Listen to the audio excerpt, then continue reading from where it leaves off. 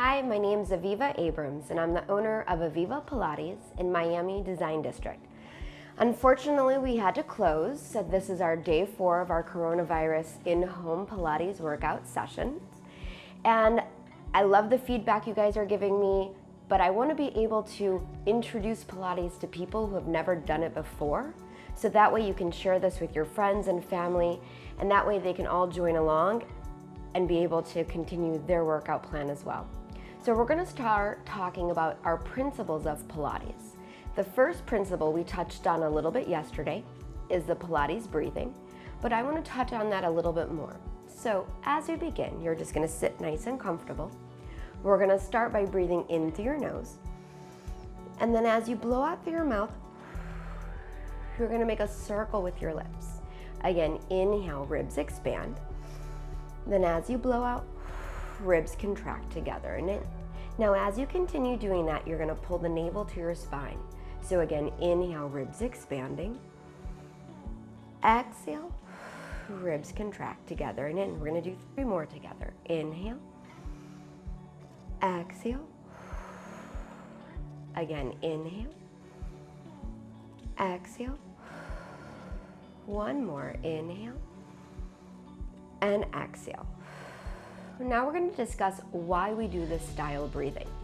So we're going to talk about the Pilates muscles that we're focusing on, which is your core muscles. We're going to start with the rectus abdominis that connects to your breastbone, and it goes all the way down to your pubic bone. That's your 6-pack abs. And if you develop your 8-pack abs, they're referring to the muscles right between your rib cage. So as we do this style of breathing, inhaling through your nose, expanding the ribs, then exhale, blowing out, contracting the ribs together. You're going to be building that abdominal strength to create the 8-pack connection. Now, the rectus abdominis is the surface layer abdominals, and that muscle designed in your body is to help you flex forward. So it's important to strengthen this muscle right here, but you must engage the back muscles as much as your front muscles. So in order to have a healthy core, you need to work the erectus spinaeus muscles, which balances the rectus abdominis, so that you have that balance of strength in your core. So we're going to talk about exercises in both. Now, the other part of the abdominal muscles that we use in our breath is our upper obliques. Now, as you squeeze the ribs together and you're firing those upper obliques, the technical term is external because they're closest to your skin, and then your lower obliques is internal obliques. Now, as we use your obliques activate in rotation, so you can turn the trunk of your body, noticing that the hips stay still, or if you want to move your hips, the trunk of the body stays still, but your hips can move. So that's how you activate those obliques.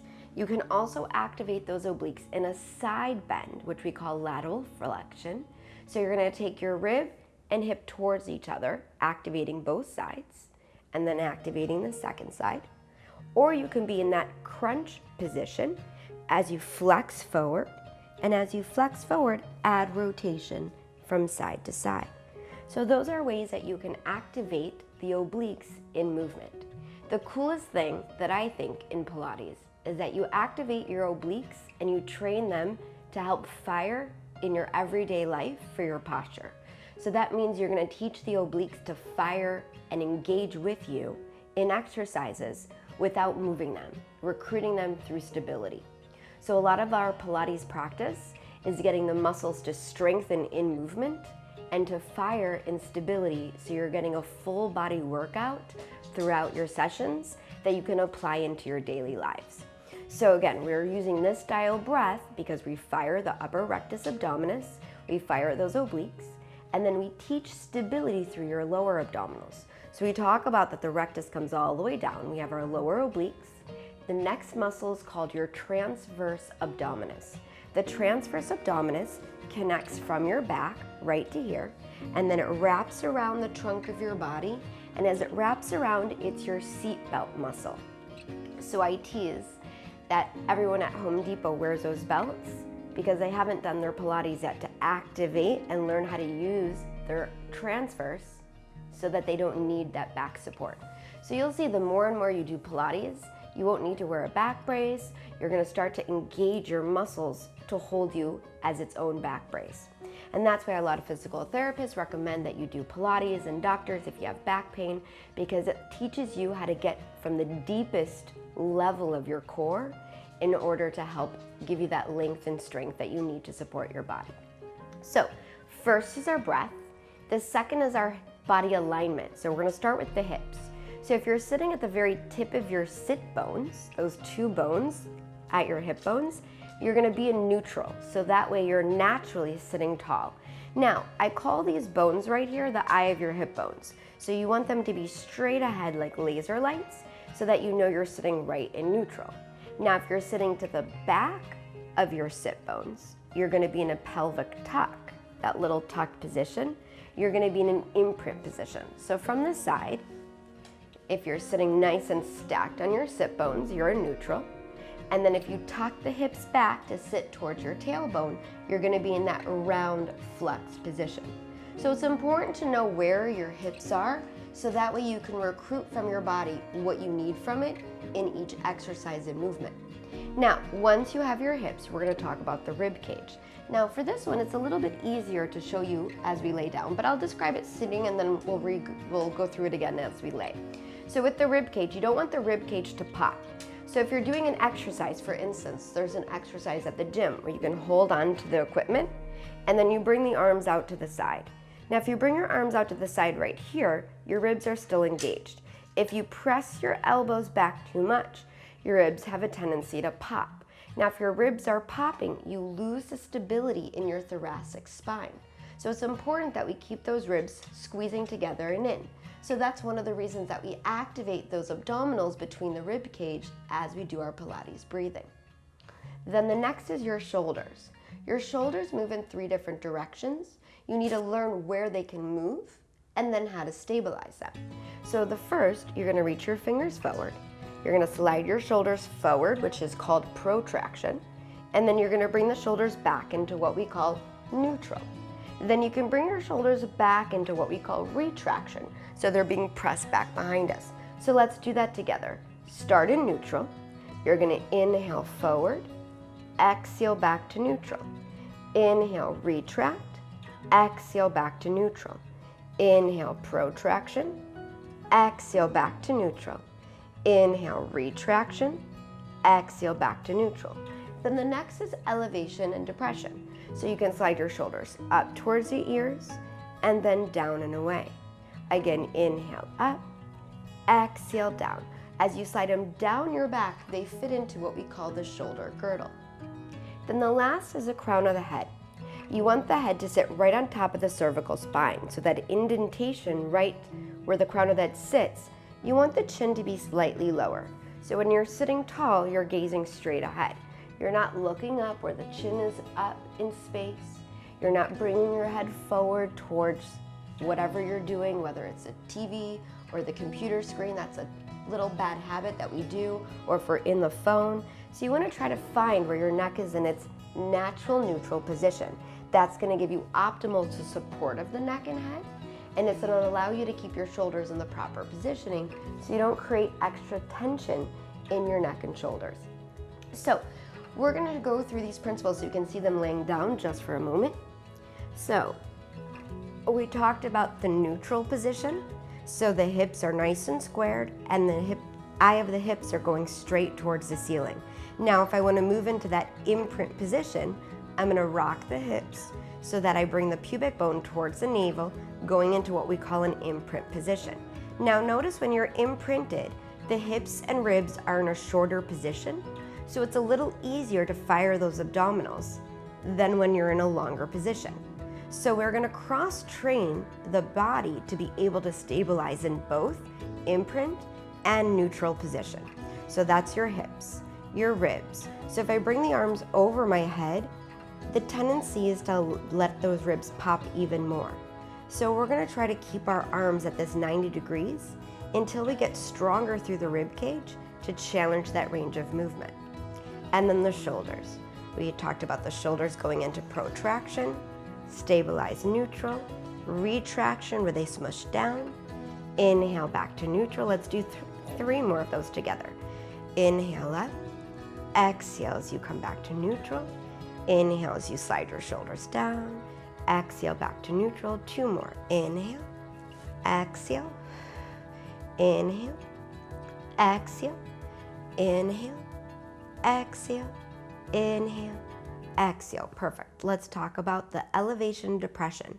Sliding the shoulders up and then down. Inhale. When you exhale and bring the shoulders down, you want to squeeze the ribs together so they start training shoulders and ribs in a nice connected position.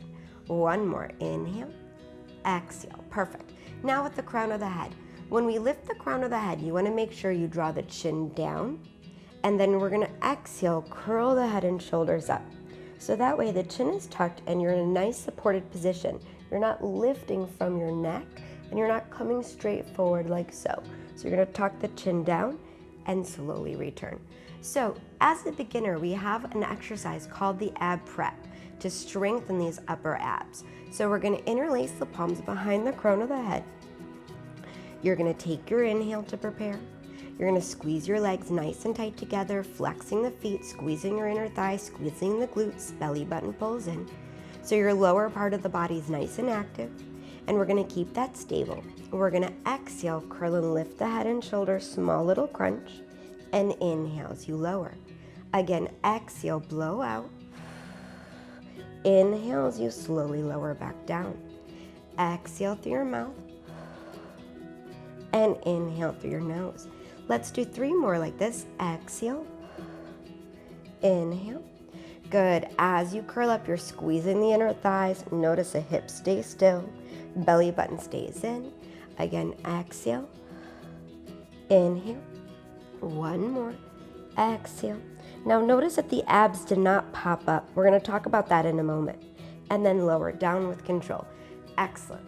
So there's something that I teach in all my private lessons, that the rectus abdominis has a tendency to want to pop up when you do a flexed exercise. So I'm going to show you what that looks like, and then hopefully you can start to practice and see how that feels so that you can be able to contract the abdominals and stabilize them down. So what that means is we're going to start in this nice imprint position, so my hips are tilted towards me. Now when I lift my head and shoulders, I want you to notice that the belly stays in. So we're going to inhale to prepare. Exhale, I'm curling up. When I curled up, notice that my belly button didn't pop up. Now on the next one, I'm going to show you what I mean by it popping up. So on the exhale, I'm going to do exactly the same thing. But notice that this pushed up. So the rectus muscle engages and pushes out of the body. This is not what we want to happen. When we come up, we want to control the belly button in, and we want to maintain the belly button in as we allow the head and shoulders to come up. That's really training the rectus abdominis to scoop into your core and to give you that core strength. So that's the ideal positioning. So to feel that, you can take one hand at the belly button, and then as you curl up, make sure you feel it pulling down into the back, and then slowly lower. So that way you don't let it pop. You don't want the rectus to pop up. You want to be able to control it in. Same thing when we do the leg lifts. When we're bringing that leg into a tabletop position, when you pull the leg into table, you want to keep the abs pulling in. And then when you place the foot back down, you want to maintain that connection, that you're able to stabilize. So as you do our single legs, which we're going to start with, it's easier to maintain that. You're going to start to notice when we do double legs, it's a lot harder. So we're going to start in that imprint position. You're going to exhale through your mouth as you bring the knee into table. Inhale as you lower. Let's stay 4 more on this right side. Exhale and inhale. Don't let anything change. Inhale.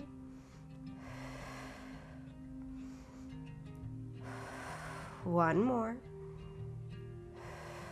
Perfect. Now second leg, keeping the abs pulling in. Exhale. Inhale.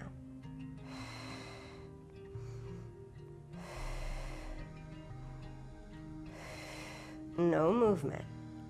Now hold it. We're going to challenge ourselves as we bring the second leg. So keeping the abs in, you're going to exhale, blow out, bringing the knee in. Then inhale, you're gonna place the opposite leg down. Then exhale, bring that same knee back in. And inhale, replace the second leg. Exhale.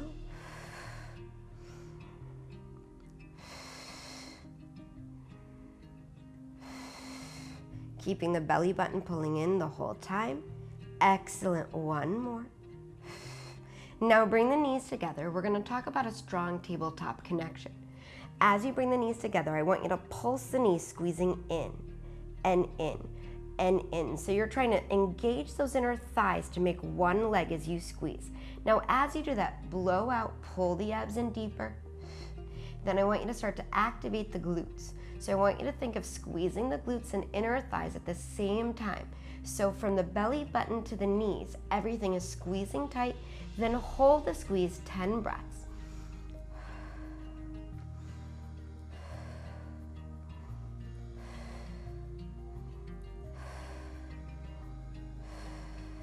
Five more.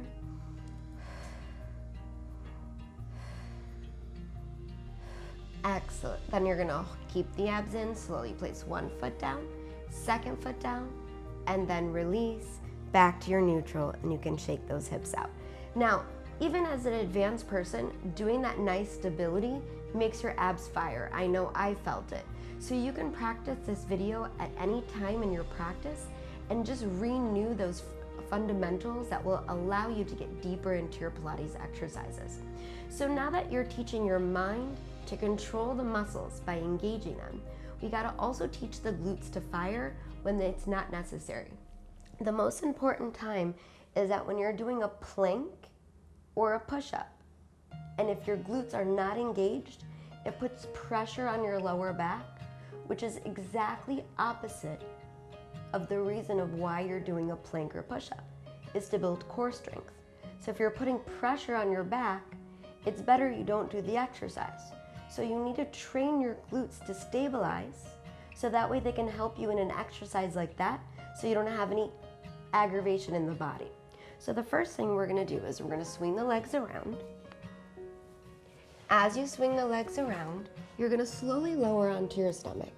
We're gonna stack the hands, one hand on top of the other, and allow the forehead to rest. Now once the forehead rests, you're gonna align the neck and shoulders, slide the shoulders down the back. Now keeping the shoulders down the back, we're gonna bend the knees and bring the heels together, toes apart in what we call a Pilates V. And having the knees bent, we refer to this as our frog leg position. Now all we're gonna do is teach the glutes to stabilize and engage by squeezing them together on the exhale. So we're gonna inhale to prepare, exhale, blow out, squeezing the glutes, and inhale as you release. Now as you exhale, blow out, think of squeezing the belly button up and in at the same time. Inhale, release. Exhale, inhale. Now the whole time you're pressing those glutes together, your hips are pressing down. So the eye of the hip bones are embedded into the mat the whole time. So even when you let the butt relax, you're squeezing the glutes. The hips don't change. The hips stay down the whole time. Inhale and exhale. Good. Inhale and exhale. Excellent. Good. And then I'm going to show you from the second side just so that you can see exactly what I'm talking about from both sides. So again, lowering back down, stacking the hands, hips root down right into the mat. Now notice the hips don't change. Exhale, inhale, exhale, inhale. Notice that I'm not lifting the knees. Lifting the knees is the second part of the exercise. So we're going to do 5 more. 4, 3, 2 more, 1 more. I want you to hold for 10 seconds. Stay focused on your breath, navel pulling in, shoulders are relaxed, neck is long. Excellent. Then release the glutes, wiggle the hips around. Then we're going to do the same thing, squeezing the glutes, activating the glutes and abs. But now we're going to lift the upper body. So we're going to inhale up and exhale lower. Now as you do breaststroke prep number 3, notice the legs stay still. You're only moving your upper body, trying to not tense the neck and shoulders. Inhale up, exhale lower. We have 5, 4, 3, 2, 1 more. Excellent, and lower and rest. Now you can stretch the legs out, wiggle the hips side to side, releasing your lower back. Excellent. Then slowly, you're going to press up to hands and knees, finding your child's pose. Knees wide. You're going to drop the hips down, big toes together.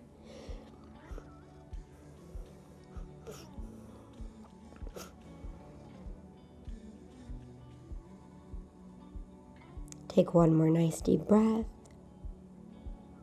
And then you're going to slowly press yourself up. Excellent. So that's going to conclude our intro to Pilates Principles. So that way you can just refresh your mind, start to learn exactly the correct form, and then you can apply this to the rest of the exercises that we're going to bring to you. So if you liked the video, please send me a message. If you have any questions, you can put that below. And definitely like the video and subscribe to our YouTube channel so you can get notified of all our upcoming videos. Thank you so much for joining me. Hope you have a wonderful day.